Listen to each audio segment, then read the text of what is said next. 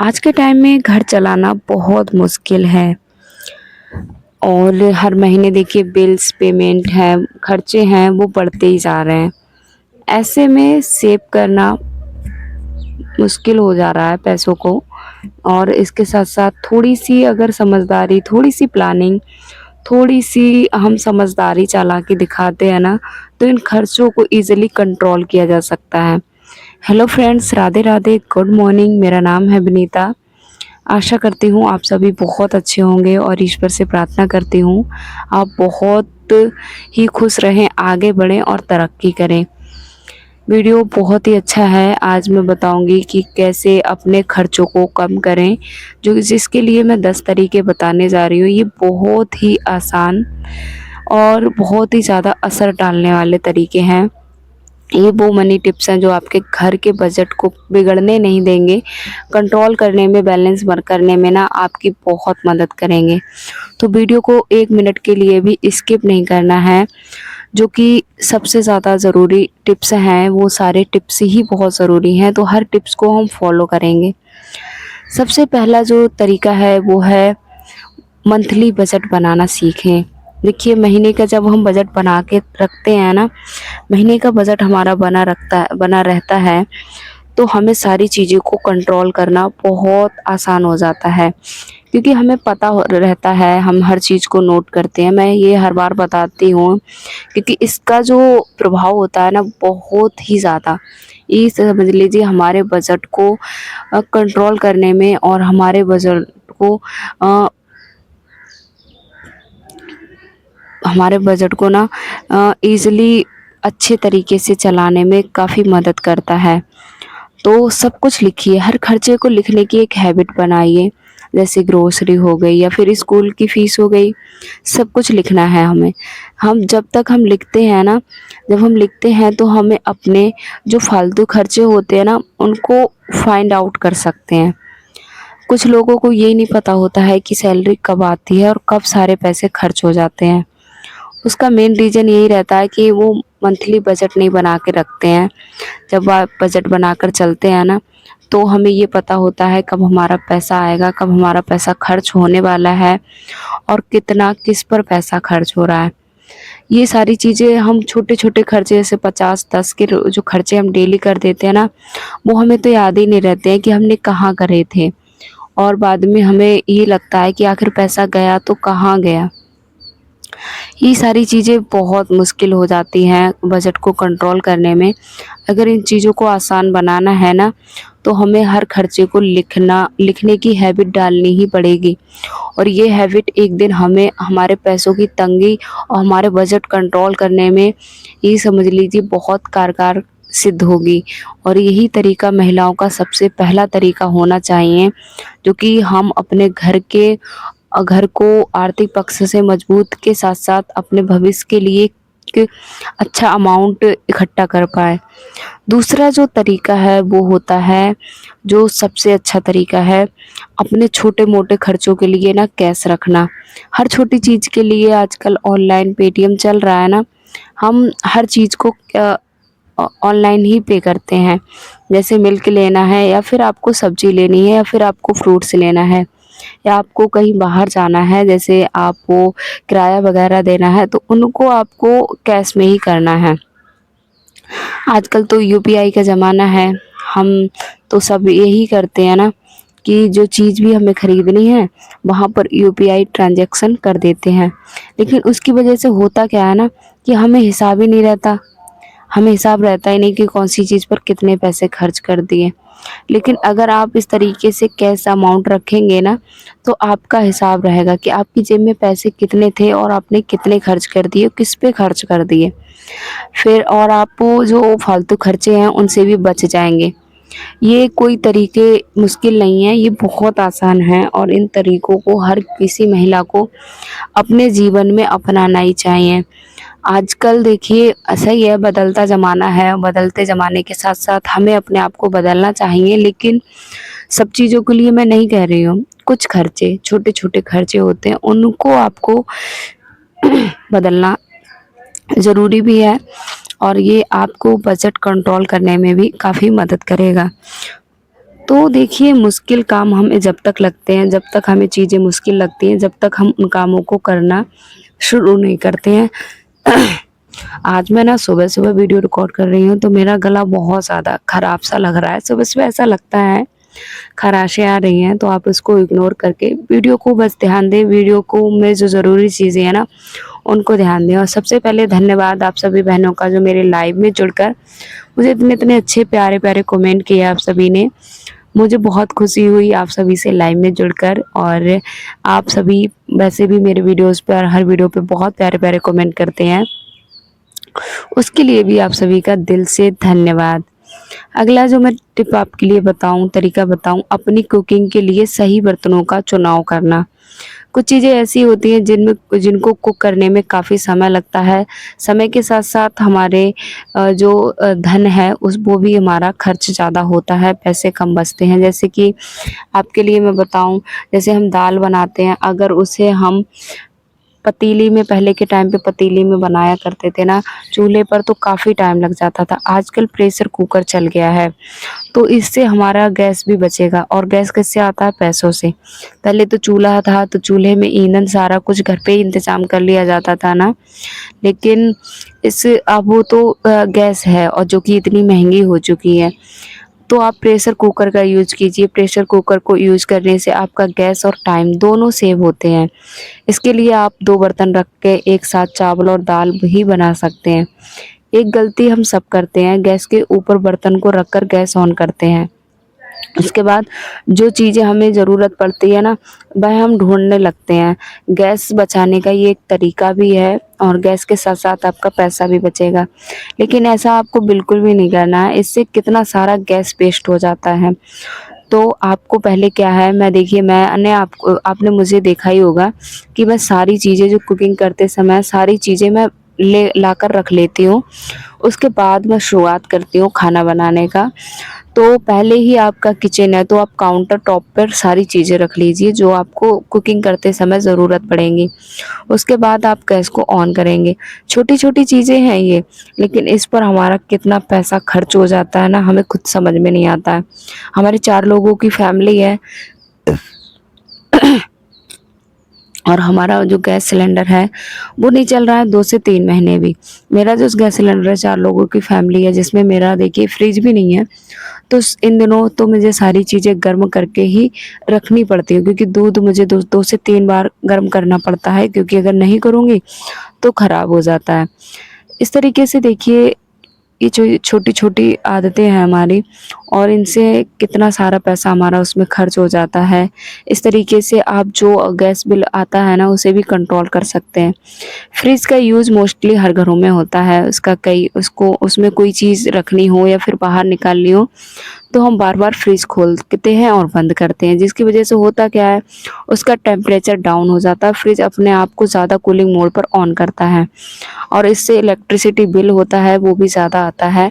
तो आप electricity save करने के लिए एक पानी की बोतल ले लीजिए, और उसमें पानी को पूरा फिल कर देना है। और उसके बाद क्या करना है, इसको ना हमें फ्रीज़र के अंदर रखना है, जब तक पूरी की तरह पानी जो बोतल है वो फ्रीज़ ना हो जाए, मतलब बर्फ़ ना बन जाए। और फिर क्या करना है, ये जो फ्रीज़र वाली बोतल है ना, उसे हमें रख देना है फ्रिज के डोर में। इसकी वजह से क्या होगा कि पूरा जो टेम्परेचर होगा ना फ्रिज का, वो एकदम परफेक्ट रहेगा। बार-बार जो फ्रिज आप खोल बाँध रहे हैं, उसका भी टेम्परेचर डाउन नहीं होगा। हमारे घर में कई रिमोट्स ऐसे होते हैं जिनका यूज़ हम कम होता है, लेकिन फिर भी उसके अंदर सेल लगातार रखते हैं, जिसकी वजह से क्या होता है, सेल की शेल्फ लाइफ कम हो जाती है।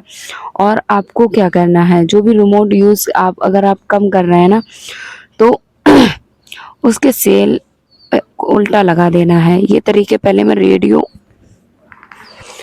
मेरे घर में रेडियो हुआ करते थे ना, तो मैं जब स्कूल जाती थी या दिन भर हम लोग काम पे रहते थे या कभी घर पे नहीं रहते थे ना, तो मैं इस तरीके से ही करती थी, सेलों को उल्टा लगा देती थी एक को। तो इससे और मैं आपके लिए बताऊँ ना, छोटी-छोटी चीज़ों को ध्यान में रख के हम अपने बजट को कंट्रोल आसानी से कर सकते हैं। चार्जिंग करने के लिए हमें इससे केवल को यूज़ करते हैं, लेकिन चार्जिंग हो जाने के बाद स्विच तो बंद कर देते हैं, लेकिन प्लग को इसी तरह बोर्ड के अंदर ही रहने देते हैं। लेकिन आपको नहीं पता होगा स्विच बंद होती है फिर भी इलेक्ट्रिसिटी कंज्यूम करता रहता है।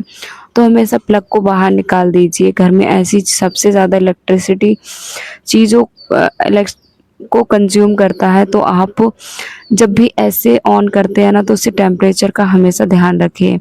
उसका टेम्परेचर बिल्कुल लो मत रखिए। उसका टेम्परेचर आप 22 पे रख सकते हैं, फिर 24 पे रख सकते हैं। इस तरीके से आपकी जो इलेक्ट्रिसिटी का है वो सेफ होगी, सेफ रहेगी। नेक्स्ट जो टिप है वो है मील प्लानिंग का। मील प्लानिंग भी हमारे बजट को कंट्रोल करने में काफ़ी मदद करती है। अपना 1 वीक का मील प्लान बनाकर रख सकते हैं। अगर आप वो मील प्लान करके रखेंगे तो आपको पता होगा कि वीक के लिए कौन-कौन सी सब्जियों की, कौन-कौन सी चीज़ों की ज़रूरत पड़ेगी। मैं इस तरीके से 1 वीक का मील प्लान करके इस तरीके से मैं रखती हूँ। जैसे कि देखिए मैं आपके लिए बताऊँ, मैं दालों को रखती हूँ 4-5 प्रकार की, और हफ्ते में 1 बार बाज़ार कराती हूँ। तो मुझे बीच-बीच हरी सब्जियाँ बनाती हूँ और दालें बनाती हूँ। तो ये दिन तो निश्चित नहीं है, लेकिन हाँ, मुझे पता है कब मेरा मन क्या करता है।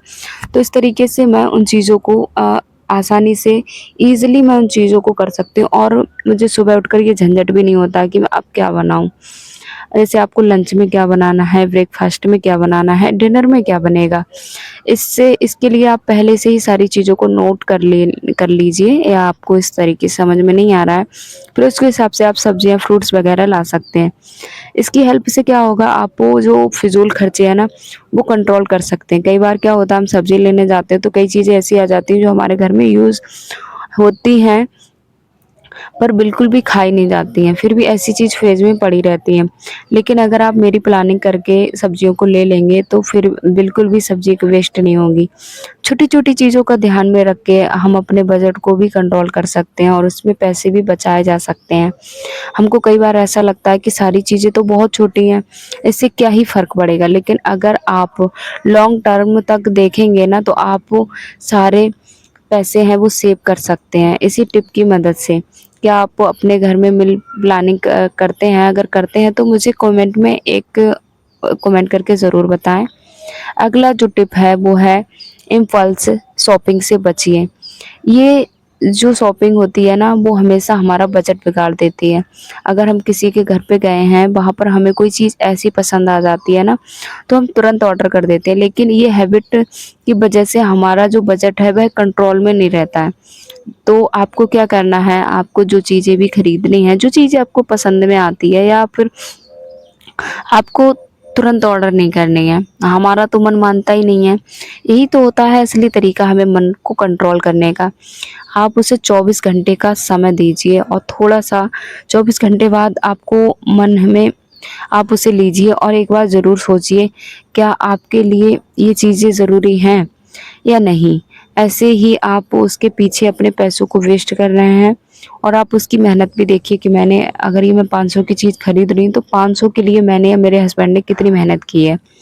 आज के टाइम पे पैसों को सेव करना बहुत ज़रूरी हो गया है। अगर आप अपने बजट को कंट्रोल नहीं करेंगे ना, तो कभी भी पैसे सेव नहीं कर पाएँगे और अपने भविष्य को कभी भी सुरक्षित नहीं कर पाएँगे, अपने बच्चों के सपनों को कभी भी पूरा नहीं कर पाएँगे। छोटी-छोटी चीज़ों को ना ध्यान में रख के हम अपने बजट को बैलेंस नहीं कर सकते हैं। तो ये जो तरीके हैं ये बिल्कुल भी मुश्किल नहीं हैं। इन तरीकों को अपनाना बहुत ही आसान है। ये तरीके समय के साथ-साथ जब हमारे पैसों को सेव करते हैं, उनका रिज़ल्ट जब हमें हमें मिलता है ना, पहले तो ये चीज़ें हमें बहुत एक नॉर्मल सी लगती हैं और हमें लगता है कि ये क्या ही है। अगला जो मैं तरीका आपके लिए बताऊँ वो है पार्लर और दिखावा वाली ज़िंदगी। पार्लर में सबसे ज़्यादा दिखावा मुझे लगता है पार्लर में ही होता है, पार्टियों में होता है, क्योंकि हम पार्लर जाते हैं ना, तो हम बिना ज़रूरत के हज़ारों रुपए का मेकअप हज़ारों रुपए की ऐसी चीज़ें में पैसे बर्बाद कर देते हैं, जिनकी अगर हम उन चीज़ों को करेंगे, देखिए हमें प्रकृति ने जैसा बनाया है, उसमें थोड़ा बहुत हम प्राकृतिक तरीकों से ही सुधार लाएँ तो ज़्यादा बेहतर है। ना कि हम पार्लर में जाकर महँगा मेकअप करवा के, हम पार्टी वग़ैरह में जाते हैं ना तो महँगी साड़ी खरीद कर हम बहुत सारे पैसे बर्बाद करते हैं। फिर हमें महँगा अब देखिए महँगी साड़ी हमने अगर खरीदी है तो महँगा मेकअप भी नहीं होगा ना तब भी हम कोई मतलब नहीं निकलेगा उसका। तो हम कहते हैं चलो मेकअप भी करा लेते हैं, इतना जब मैंने 5,000 की साड़ी खरीद ली है तो 2,000 रुपए और सही। और यही हमारी आदत में आ जाता है, हमें ये लगता है कि कोई कहेगा उस पार्टी में तो हम बहुत अच्छे से तैयार होके गए थे। इस पार्टी में अगर अच्छे से तैयार होके नहीं गए तो कहेंगे अरे अब शायद उसके पहले तो उसके पास पैसा था, अब था ही नहीं होगा उसने सारा पैसा उसी में बर्बाद। तो ये दिखावे वाली ज़िंदगी होती है और इसके चक्कर में हम बहुत महिलाएँ भी पड़ती हैं, पुरुष भी पड़ते हैं और अपने बजट को पूरा कंट्रोल कर नहीं कर पाते हैं।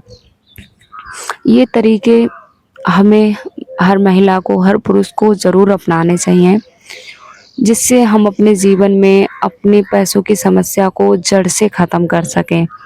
मैं इन झंझटों से काफ़ी दूर निकल आई हूँ शायद और यही वजह है कि मैं अब पैसों को बचाना सीख गई हूँ, पैसों को कंट्रोल करना सीख गई हूँ।